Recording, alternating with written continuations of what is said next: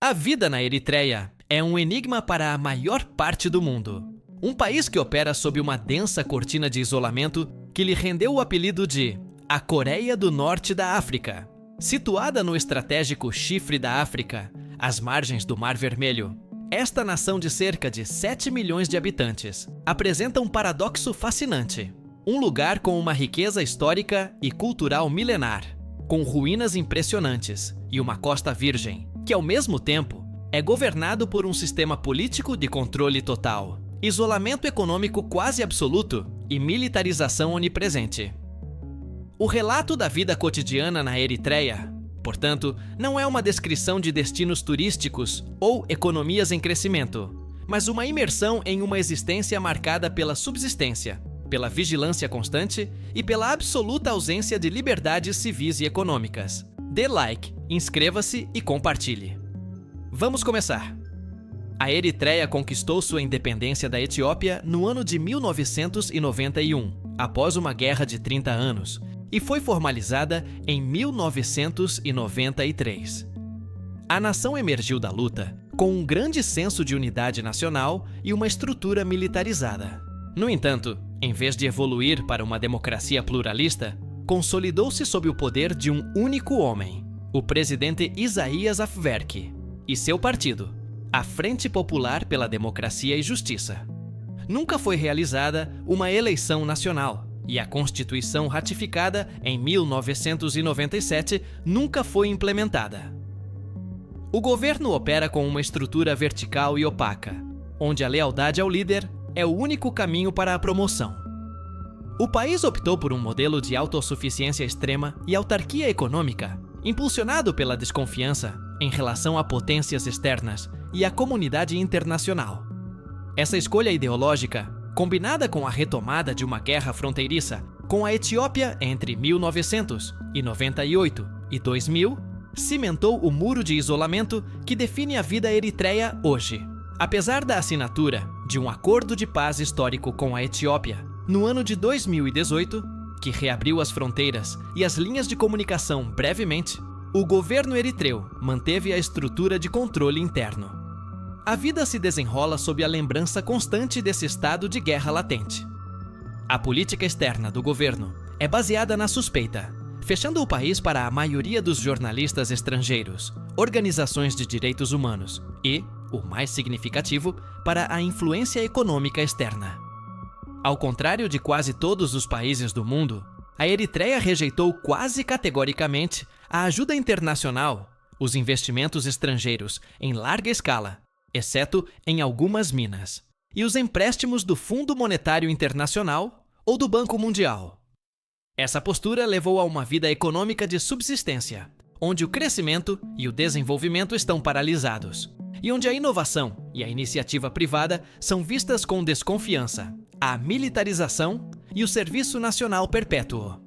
O fator mais determinante e angustiante da vida na Eritreia é o serviço nacional indefinido. É a pedra angular do controle social e a principal razão pela qual milhares de eritreus fogem do país todos os anos. O Sísifo do Chifre da África. Teoricamente, o serviço militar e civil é obrigatório para todos os cidadãos maiores de 18 anos e deveria durar 18 meses. Na prática, devido ao estado de nem paz nem guerra com a Etiópia, o serviço foi estendido indefinidamente. Homens e mulheres permanecem no serviço por décadas, às vezes até os 50 ou 60 anos de idade. Salários de miséria. O pagamento pelo serviço nacional é notoriamente baixo, mal suficiente para cobrir as necessidades básicas, o que obriga as famílias a dependerem de remessas da diáspora ou de trabalhos esporádicos no mercado negro para sobreviver. Essa falta de recompensa econômica por anos de serviço não remunerado é uma forma de exploração laboral estatal, muitas vezes denominada escravidão moderna, por organizações internacionais. A dissolução da vida civil. O Serviço Nacional Permanente desmantela a vida civil normal. Impede que os jovens construam carreiras profissionais, formem famílias estáveis ou continuem estudos superiores. Os exames de conclusão do ensino médio são realizados em um único campo militar longe da capital, o que é mais um mecanismo para militarizar a transição para a idade adulta e garantir o alistamento imediato.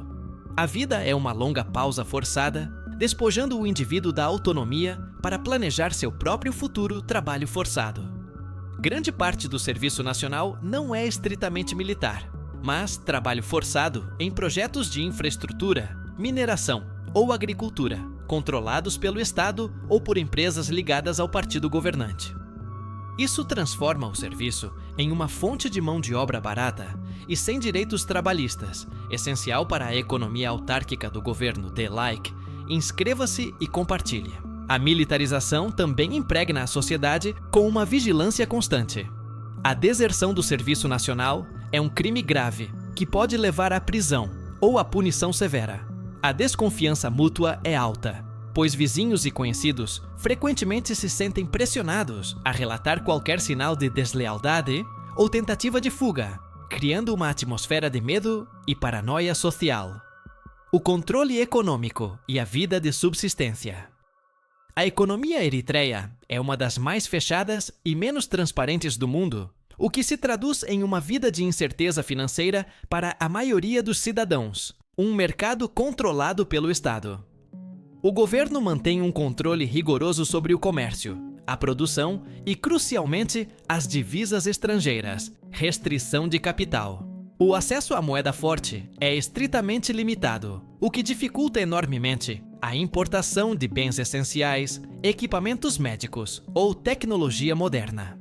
Os cidadãos têm limites muito baixos sobre quanto dinheiro podem sacar dos bancos, o que mina a confiança no sistema bancário e desincentiva qualquer tipo de poupança formal ou investimento.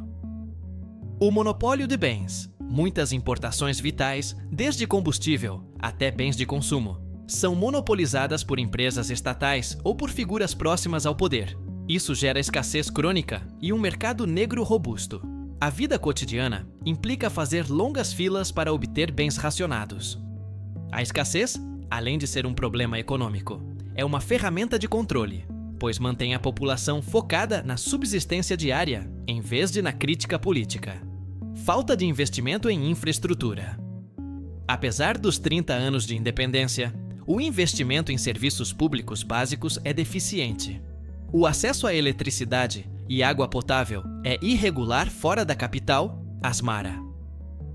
O sistema de saúde e a educação, embora existissem e fossem funcionais graças à visão inicial da independência, sofrem com a fuga de cérebros de profissionais que fogem do Serviço Nacional indefinido. Os poucos hospitais e escolas de qualidade são reservados à elite e às famílias de militares de alta patente. A vida econômica é um ato de malabarismo constante. A renda oficial é baixa, o mercado é imprevisível e a poupança é quase impossível. O indivíduo não é um agente econômico livre, mas uma peça no sistema de subsistência do Estado. A censura e o vazio informativo. A liberdade de expressão é inexistente na Eritreia e a repressão dos meios de comunicação é total. O país sem notícias. A Eritreia ocupa ou tem ocupado consistentemente o último lugar nos índices mundiais de liberdade de imprensa. É um lugar onde o jornalismo é um crime. Fechamento total de mídias privadas. Todos os meios de comunicação privados foram fechados no ano de 2001 e a maioria dos jornalistas foi presa ou forçada ao exílio. Não existe a possibilidade de ouvir uma opinião que divirja da linha oficial. O monopólio da informação. Hoje em dia, todos os meios de rádio, televisão e jornais são propriedade e operados pelo Estado, servindo como ferramentas de propaganda. A vida se desenrola em um vazio informativo, onde os cidadãos só têm acesso à narrativa oficial do governo, o que afeta sua capacidade de compreender os assuntos internos e globais, internet racionada e controlada. O acesso à internet é um dos mais baixos do mundo. A conectividade é lenta, cara e filtrada. As redes sociais e os sites críticos são inacessíveis, o que impede que os cidadãos se comuniquem livremente ou acessem notícias internacionais sem passar pelo filtro estatal. A comunicação com o exterior se torna uma tarefa arriscada, forçando muitos a dependerem do rádio de ondas curtas para obter notícias sem censura. A consequência dessa censura é uma vida social silenciosa, onde as conversas políticas ou críticas são conduzidas apenas com extrema cautela e em círculos de máxima confiança. As pessoas vivem sob a presunção de que suas comunicações podem ser interceptadas, o que esfria o discurso público e fomenta a autocensura. O contraste arquitetônico e a história. Em meio a esse rígido controle, a capital, Asmara, apresenta um contraste surpreendente, que sublinha a complexa história da nação Asmara. A cidade futurista esquecida. Asmara é frequentemente descrita como uma das capitais mais singulares do mundo, devido à sua arquitetura. Patrimônio italiano. Arte Deco. A cidade foi um centro de experimentação arquitetônica durante a ocupação colonial italiana nas décadas de 1930. Abriga uma das maiores coleções de edifícios modernistas e Arte Deco do mundo, incluindo cinemas, postos de gasolina e edifícios residenciais que parecem congelados no tempo. Essa preservação é em parte involuntária, devido à falta de desenvolvimento econômico desde a independência. Reconhecimento pela Unesco. A Unesco reconheceu esse valor ao designar Asmara como Patrimônio Mundial no ano de 2016, citando sua arquitetura racionalista como um exemplo excepcional de urbanismo moderno do início do século XX e sua aplicação em um contexto africano. No entanto, essa beleza arquitetônica coexiste com a dura realidade do controle. Enquanto a cidade é visualmente cativante por sua história, a vida que se desenvolve dentro de suas estruturas é moderna em sua repressão, a fuga e a diáspora. A soma desses fatores, o serviço nacional indefinido, a falta de oportunidades econômicas, a repressão política e a censura provocou uma das maiores taxas de migração per capita do mundo: o êxodo da juventude. Centenas de milhares de eritreus, principalmente jovens, empreenderam viagens extremamente perigosas para escapar de seu país, tornando-se uma parte significativa da crise global de refugiados rotas de perigo.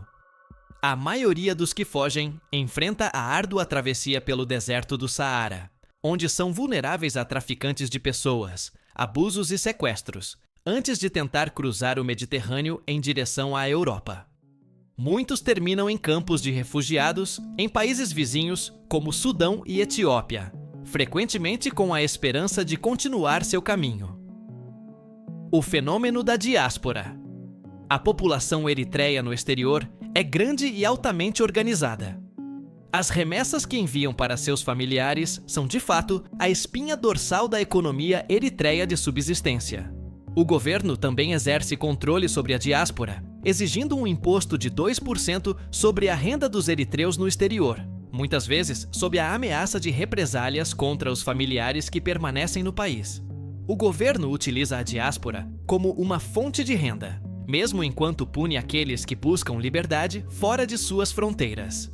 A vida na Eritreia, apesar de suas inegáveis belezas naturais, sua costa e terras altas, e seu rico passado, é caracterizada por ser uma existência de potencial suspenso. É uma vida de resistência silenciosa, onde o indivíduo sacrifica sua liberdade e seu futuro no altar de um Estado militarizado e obcecado pela autossuficiência. A vida é uma luta constante contra a burocracia, a escassez e a ausência dos direitos fundamentais que o resto do mundo considera garantidos. A história da Eritreia é um testemunho da dureza de um governo que priorizou a soberania militar e a ideologia da autarquia, acima do bem-estar, da liberdade e do desenvolvimento de seus próprios cidadãos. Dê like, inscreva-se e compartilhe. Até a próxima!